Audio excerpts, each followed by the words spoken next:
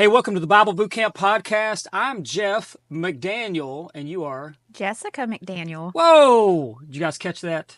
So, number one, it's been a long time. We were just talking about the last podcast episode we did. I actually did one for YouTube right before the wedding, but we have not done one since Halloween. So Yeah. we're slacking a little bit, but like you said, we've had a little bit going on. Yep, a lot actually. A lot going on, a lot of life changes. Hey, breaking news. We're married. So Yep.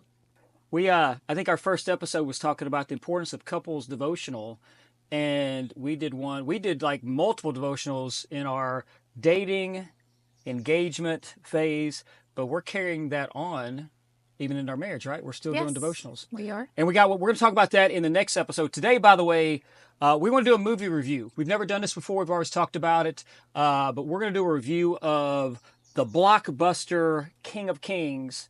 This is, I want to give our thoughts about it. If you go online, the church is kind of split. And I don't know if it's a 50-50 split or it's 60-40, 70-30, whatever, but there are people that are blown away by the production value and the message that it sends. And then it has its detractors, has everything. I mean, I guess that goes along with social media. But me and you watched the trailer to it. Mm-hmm. And anyway, so we're going to talk about that. And I guess just real quick, we were married as of March 22nd. Let's get the housekeeping out of the way. We're a married couple now. Over a month. Yep. I did a podcast about a month before, just talking about the changes and why we hadn't done this before, but how once we got married, we were to get back on it. Yes. And so hopefully, do you feel like life is getting into somewhat of a routine? I think so. Yep. Yeah. Yeah. Any adjustment living with me versus dating me? Like, have I totally disrupted your life, your schedule? No. I mean, I wash dishes a lot less because Jeff is very good about keeping our kitchen clean. Well, thank you. I mean, I have to say I appreciate that very much. Well, wait a minute. So I think we talked about this on a podcast one time. I don't know if it's a 10-point checklist when you were considering, like, okay, I'm going to get out into the dating world, and here's some of the things I'm looking for in a man. And wasn't one of those? I think you talked about this. Helped me around the house. Helps you around the house. Yep. And he does that, girls. He's the last. I think I got the last perfect guy. Oh my out goodness there. gracious! Wow. Well, anybody that knows me knows that I'm not perfect, but as long as you think I am, that makes me happy. So, Yeah. no, we had an incredible wedding.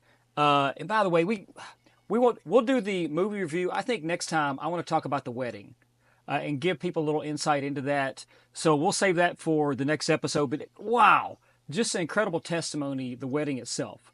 And we'll give people a little behind the scenes of some things that went on, and gathering of just the church.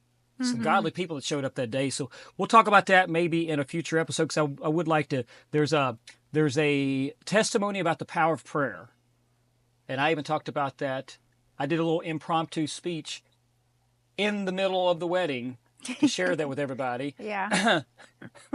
He did ask, does anybody have anything to say? I was like, okay, say no more. I got something to share. All right, so we'll get into that next time. Now, let's get into this right here, the King of Kings. So if you haven't seen this, now this is a movie review. I know you have like professional reviewers. We're not that, but we are both children of God, and we were interested in going and checking this out. This is a presentation of the gospel message of who Jesus is, and we wanted to kind of check it out. We saw some of the trailer and the movie reviews. Just what was let's start beforehand, your expectations of it? I kind of expected it to be similar to like the Prince of Egypt, the cartoon that came out several years ago. I don't even know how long. But Yeah. to be something like that, But I believe that it exceeded that expectation. Like it was way, of course, done better because, I mean, as time goes on, everything gets more crisp and better. But I felt like the storyline was better even, so. I mean, if we're just talking about presentation value. You mentioned like what they're able to do now with animation. Mm-hmm. This, your biblical worldview aside, this is a masterpiece. I mean, there are events, and honestly, and by the way, since this is a review, spoiler review, okay, if you haven't seen it, we're going to spoil the movie. By the way, Jesus lives. Don't I mean, if you're following a Bible Bootcamp podcast, you probably already know this. He, in the movie, is crucified, died, buried, and rose on the third day. So we're just going to spoil the movie right there. Yeah.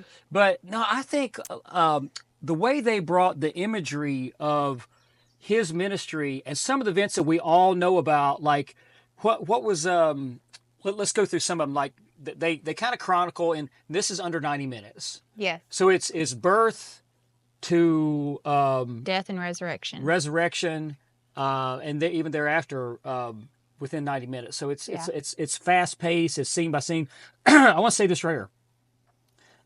Obviously, there's been a lot of presentation of Jesus' life, and you can go back to Mel Gibson's The Passion, right? You've seen that in different forms, but the storytelling device of using one of the great storytellers in American history, Charles Dickens, as the device to teach. He's basically teaching his son about who Jesus is, and it even starts like the movie opens him doing with the Ebenezer Scrooge in A Christmas Carol. That's how the movie starts.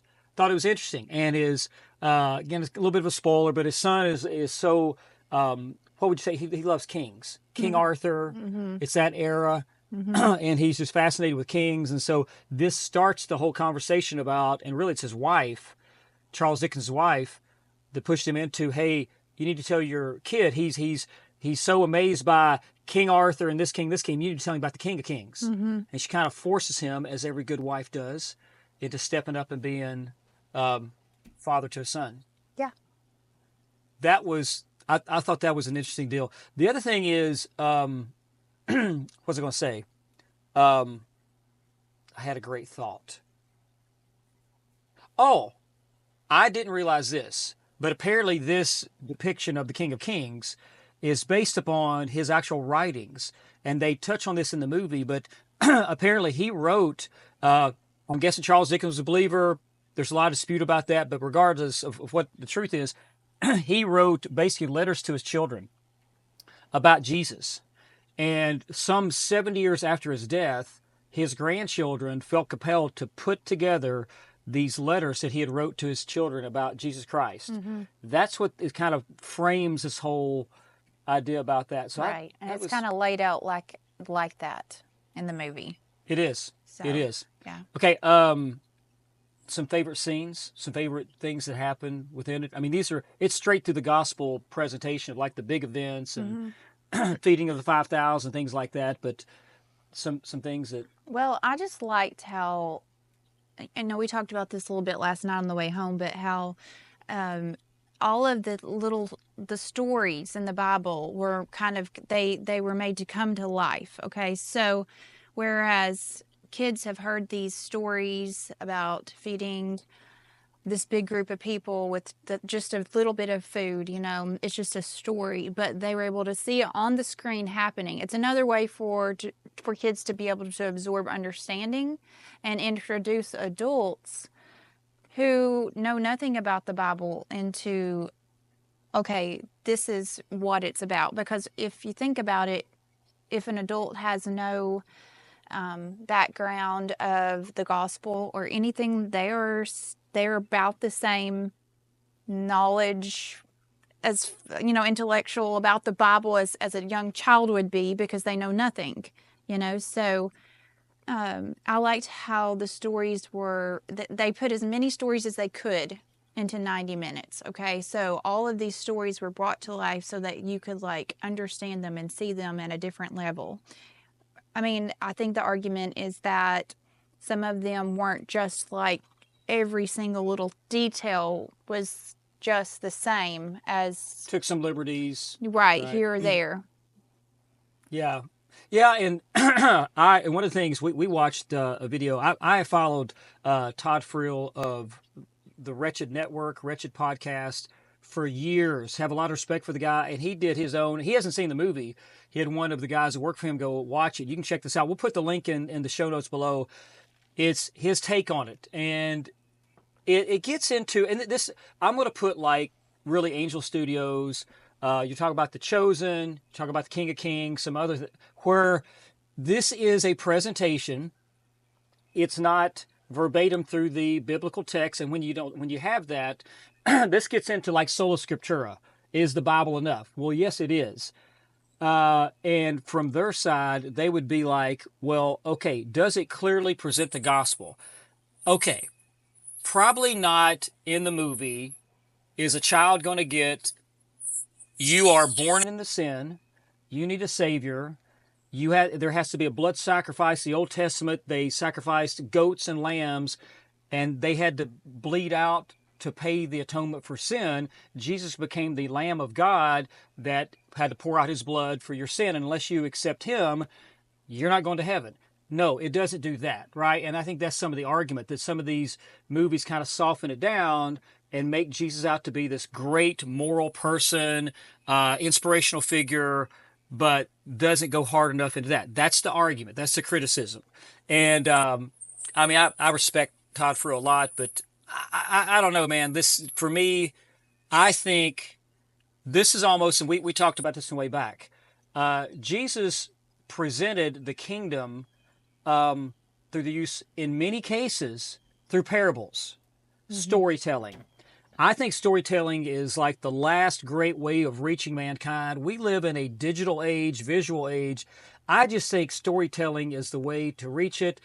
You can get kind of hardcore, and some of our listeners right now may be like, yeah, but this is not accurate of the Bible. I get all that, and maybe I'm able to spin that a little bit, but I'm going to take people to my favorite scene in the whole movie. And I was sharing this with you. By the way, so many great scenes of how you see it, like the walking on the water. Like, I've read it 1,000 times. We've heard it preached on. You know the story. Jesus comes walking on the water in the middle of the night, storm. Peter gets out, he's walking. The visualization of this, it is like nothing I've ever seen.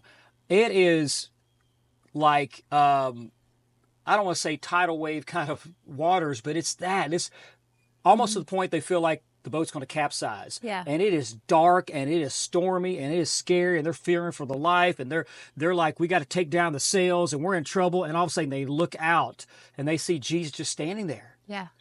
And Peter's like, Peter wants to go to him, and he does, and we know how but then, I mean, this storm's about to, again, it's almost like a tidal wave, knock him out, and he loses his faith, and he goes down.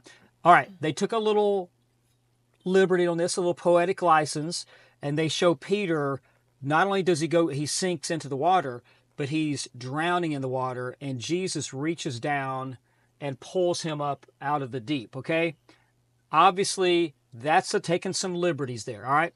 Yeah. But at the very end, and you'll have to remind me of this, we have the feeding of the 5,000 miracle. We have the walking on the water miracle.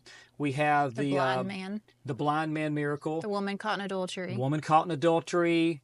The man that was lowered down and couldn't walk. Yeah. Okay, all these miracles at the very end after And then there's Lazarus. Lazarus. That's right, Yeah. coming out of the tomb. Okay, well, all these miracles at the end, you see Jesus performing these miracles at the very end. So compelling, so interesting. They flash through all those same miracles from the perspective of the person. So it's Lazarus coming out of the tomb. It's the man who can't see opening his eyes and seeing Jesus. It's the guy who can't walk standing up beside Jesus. So it's very interesting take, but this is my favorite scene. And this would be my argument that if a parent's taking a child, and you've said this 100 times, who is this geared to? Children. It's animated. It's geared to children, right? Right. There's this scene, and by the way, Charles Dickens' son is the audience to this. Charles Dickens is taking his son through this whole story, and they are playing, they're going through the scene there. Well, it shows his son he's playing Peter, and he is sinking into the ocean. And Jesus reaches down to save Charles Dickens' son, who's kind of the he's paralleling Peter there when Peter was sinking down. But they do something interesting. It's not only that Jesus pulls him up out of the deep, but the little boy, he then flips over, and the little boy who's watched Jesus from birth to resurrection, he's watched all this. The little boy now sees Jesus flip over and send him back up to the surface, and Jesus drowns in his place. And the boy watches it, depicting, kid, I'm drowning for you. Right. You're not going to drown. I'm going to drown. I'm dying for you. And so powerful. My favorite scene, there's no speaking parts in that. Right. It's just imagery. And I thought, okay, I'm bought in. If you're a mom and dad, you take your kid to see this. There's your gospel presentation. Now, you may have to flesh it out, and that's the burden of the mom and dad to do that. But I love that. Yeah. And I think some people are like, well, they should have given more detail about, like you said, about the whole salvation process and everything. And yeah, but here's the good news. I don't think they've run out of film. I'm pretty sure that they could do another type of different kind of show for different purposes after the fact. Sometimes you're just trying to take a bite of the bread. You're not trying to eat the whole loaf. Ooh, that'll preach. And so for the people who are being super negative about this, I think that this was a very wholesome bite of the bread for many people who have never heard of Jesus or been exposed to him. And I think it has the ability to enlighten and plant seeds. And the church's job is to support those seeds that are being planted, and the work that has been done with Blockbuster and everything, and those groups of people who are creating these videos, they just need to keep doing what they're doing and continuing to address the issues that still need to be addressed, because the Bible wasn't written in one day. And so I'm pretty sure that we shouldn't expect the people who are working diligently to try to get the word out to try to get every single little detail in 90 minutes. And listen to you talk about that. Well said, by the way. There are those. I have to Romans 14 this thing. If you're not familiar with that chapter, it talks about how some of your brothers and sisters in the faith, they may be vegetarians. They may not eat meat. Okay, be sensitive to that. You can eat meat, but if this one, don't beat them over the head if they're vegetarian. Well, there may be some that find this, they struggle with it because it is taking liberties with the Word of God. If you're that person, listen, I got nothing but love and grace for you. I totally get, understand. I can see both sides of it. I just thought this was a great opportunity. And I think what you have to look at right there, did they change the story? No, they did not change the story. I mean, there was the part whenever he kept saying, take up your, not mat, but he said, take up your stretcher. And I was like, that was weird. I was like, take up your stretcher. Why did they choose to use that word? Like, take up your stretcher. And, and this is not necessarily a review of The Chosen, but when you watch The Chosen, it's probably the best. Look, me and you, we've kind of come up and watched all the really super cheesy Christian movies, like this low quality acting and all that. The Chosen has pushed the envelope forward in terms of that. Now, they do take, again, some license, and I understand we're pastors, scholars. I got brothers and sisters of faith that are on both sides of that. Oh, don't watch The Chosen. Oh, it's a great depiction of it. I get both sides. So we're not here to, on either direction, to criticize you on that. I was blown away by the presentation value of it, the story. You liked parts of it. I really was. Yeah. I thought it was impressive. Well worth the watch. One more thing that I just thought of. Whenever Jesus was on the cross and the last thing he said, it is done. One part that was really, really good to me was that the earth started to shake, and inside the temple, the curtain they showed the curtain being torn. Like, that was a great visual, and amazing visual. And I think that was a very important part to put in. Now, not everybody's going to understand that, but again, people are different levels of understanding, and you're trying to You're trying to meet a lot of different groups. You're trying to meet the little children that are coming in to watch it, to the parents that are watching it. And so there's going to be some things that maybe people will be like, well, what was that all about? Well, that might encourage them to ask questions. That might encourage them to like open up their Bible or look it up online, whatever it is. But I thought that was a really good part that they put in there when they showed that curtain being ripped. 100%. And just the one thing about this, again, so people are like, I get the scripture is enough. But to be able to see visual form, what happened, I don't think we fully comprehend on the cross. What we know, there was earthquakes.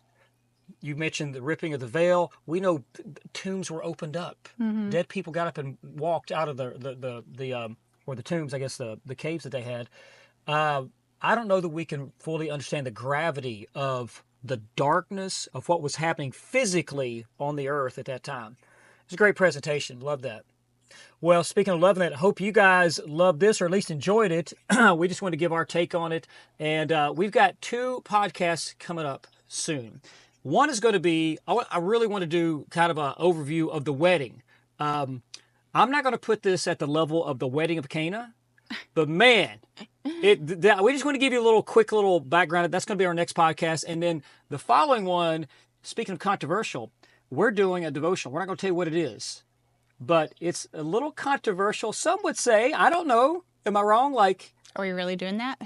We're going to talk about it? Are we? Well, if I can convince you to. Okay. We're going to talk about our it is biblical, by the way. I think we have to finish the whole book before we can have this. I think it's going to be like we'll be back with this in about 5 years. Okay.